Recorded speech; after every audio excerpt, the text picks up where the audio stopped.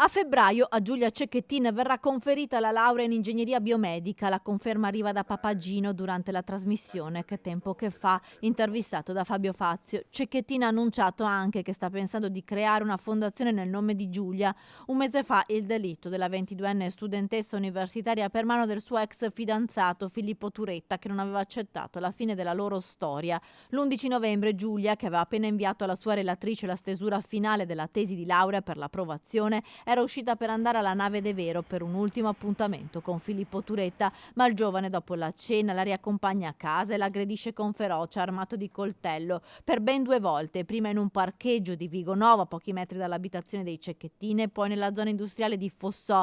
Infine viaggia per ore e abbandona il corpo di Giulia in una zona boschiva di Piancavallo vicino al lago di Barcis e scappa in Germania.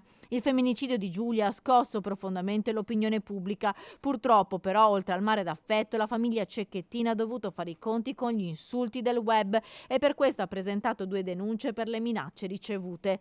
Il legale di Gino Cecchettin, Stefano Tigani, ha confermato di aver presentato una querela per diffamazione alla polizia postale a nome del padre della ragazza per i messaggi contenenti decine di frasi di odio.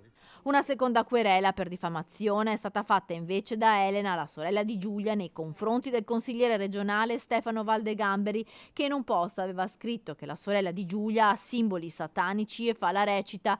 Oggi anche lo zio di Giulia, Andrea Camerotto, sui social ha messo un ultimo post parlando della gestione del dolore. Solo chi è nella stessa condizione può permettersi di dire la sua. Non ci sono regole, scrive lo zio. Ognuno reagisce al dolore a modo proprio. Intanto il comune di Saonara, per ricordare la 22enne ad un mese dalla morte, ha pubblicato sul sito internet la foto di un fiocco rosso e la poesia di Gibran letta da Gino Cecchettin durante i funerali della figlia.